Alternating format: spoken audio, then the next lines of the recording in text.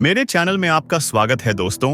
आज हम बात कर रहे हैं मिलर की लड़की नाम की फिल्म गजब की बेइज्जती कहानी। यह एक शिक्षक की कहानी है जो खुद को ये फंस गया सीएम। तो बिना समय बर्बाद किए चलिए व्याख्या शुरू करते हैं।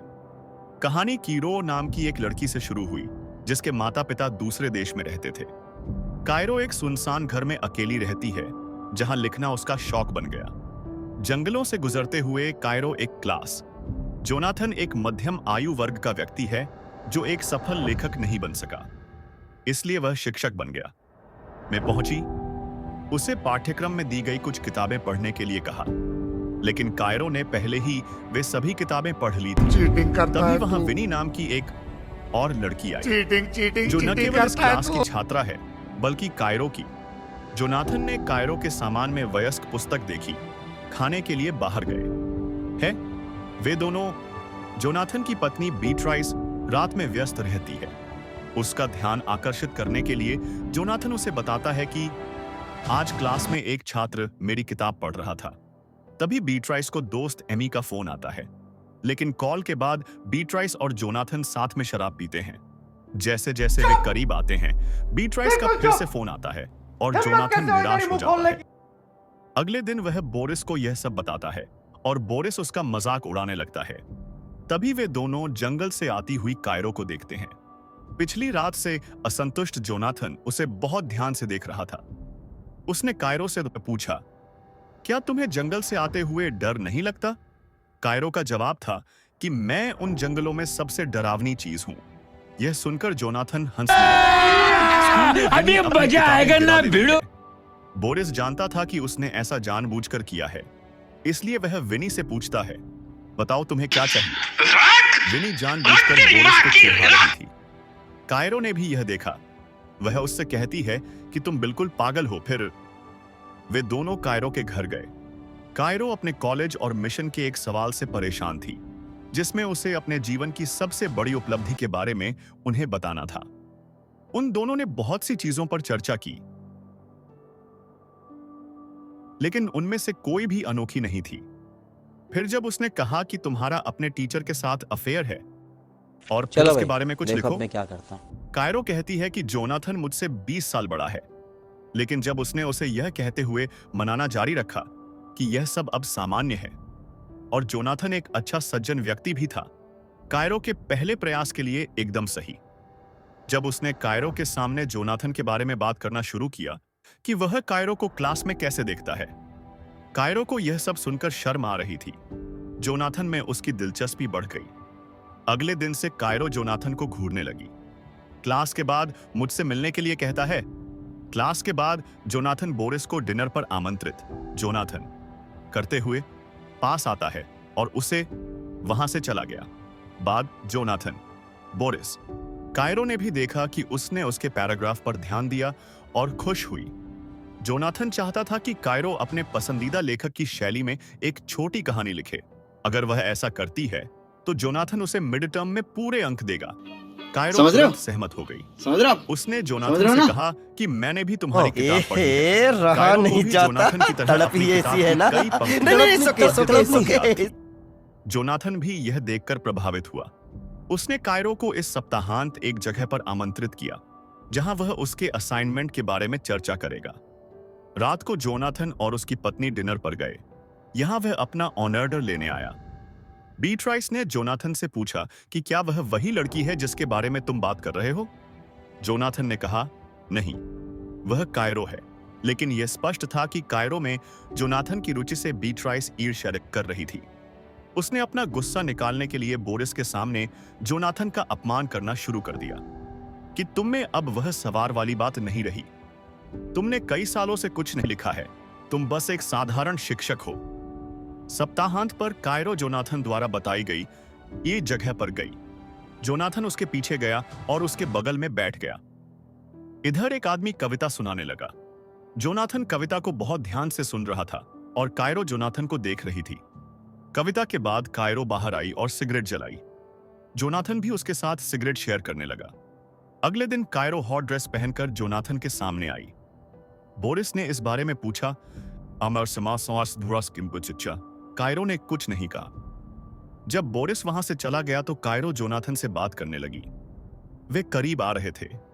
क्लास में जाते समय जोनाथन को अपनी पत्नी का कहीं बाहर जाने का संदेश मिला। क्लास में कायरो ने जोनाथन को अपने पसंदीदा लेखक के बारे में बताया, जिसकी शैली में वह कहानी लिखेगी।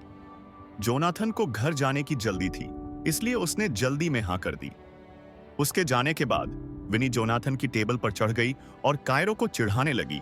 तभी बोरिस मेरे पास आया। जोनाथन विनी बोरिस को चिढ़ाने लगी। वह उसका फोन अपने कपड़ों में रख लेती है, लेकिन यहाँ कायरो को उसका फोन नहीं मिल रहा है। दूसरी तरफ जोनाथन का अपनी पत्नी के साथ जाने का प्लान कैंसिल हो गया क्योंकि वह अपने काम में व्यस्त थी। तभी कायरो से जोनाथन को फोन आया। दरअसल जोनाथन गलती से कायरो का फोन अपने बैग में ले आया था। जोनाथन और उसकी पत्नी का प्लान पहले ही कैंसिल हो चुका था, इसलिए जोनाथन कायरो को फोन देने के लिए निकल गया। जब वो कायरो के घर के बाहर पहुंचा तो वहां बारिश होने लगी और कायरो एक पतली ड्रेस में जोनाथन के पास आई। दोनों एक दूसरे को देखने लगे और फिर दोनों ने एक दूसरे को किस किया। इसके बाद जोनाथन वापस अपने घर आ गया। इधर कायरो ने उसे एक मेल। जोनाथन की पत्नी ने उससे कहा कि जब तक तुम यहां हो मैं अपना काम नहीं कर पा रही हूं, इसलिए जोनाथन वहां से एक छोटे से केबिन में चला गया। भेजा अपनी। इधर जोनाथन ने कायरो की भेजी कहानी को प्रिंट किया। उसने इसे पढ़ना शुरू किया। यह एडल्ट स्टोरी थी। इस कहानी में जोनाथन और कायरो जैसे स्टूडेंट और टीचर के बारे में बात की गई थी। जोनाथन उत्साहित हो गया। उसने पैंट उतार दी। कायरो ने जब कहा कि यह सब हमारे बारे में है तो जोनाथन ने साफ कहा कि हमारे बीच कुछ नहीं है, हम सिर्फ टीचर और स्टूडेंट हैं और कुछ नहीं। यह सुनकर कायरो का दिल टूट गया। जोनाथन ने उससे कहा कि या तो इसे दोबारा लिखो, नहीं तो मैं तुम्हें बीच टर्म में फेल कर दूंगा। कायरो को और भी गुस्सा आया। उसने कहा कि मेरी कहानी परफेक्ट है, तुम्हें बस इस बात का डर है कि मैंने वो लिख दिया जो तुम नहीं लिख सके। जोनाथन को नीचा दिखाने के लिए कायरो ने उसे कॉमन राइडर कह दिया। उसने कहा कि अगर हिम्मत है तो अभी मुझे फेल करो। कायरो रोते हुए घर चली गई। वो विनी के साथ शराब पीने लगी। उधर जोनाथन के चेहरे पर साफ तनाव था। जोनाथन की पत्नी ने उससे पूछा कि क्या हुआ। जोनाथन ने उसे कायरो की लिखी कहानी के बारे में कहानी सुनकर वो भी उत्साहित हो गई, लेकिन जैसे ही वो कुछ कर पाते बोरिस वहां आ गया। उधर कायरो और विनी बात कर रहे थे।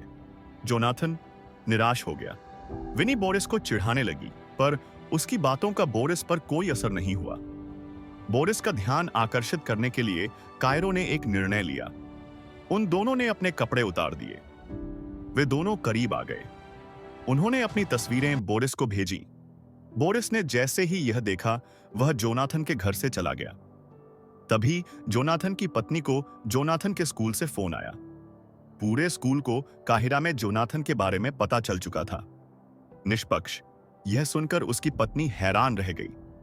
पूछा कि एक छात्र की लिखी कहानी के कारण यह सब क्यों हो रहा है? क्या तुम्हारे और उस लड़की के बीच कुछ और भी हुआ था? अगले दिन कायरो क्लास में नहीं आई। वह वाइस प्रिंसिपल के ऑफिस में थी। क्या हो रहा है? कायरो ने उसे सब बता दिया। ने मना कर दिया। कायरो और जोनाथन दोनों से पूछा। वाइस प्रिंसिपल ने, जोनाथन ने मुझे पहले ही मिड टर्म असाइनमेंट दे दिया।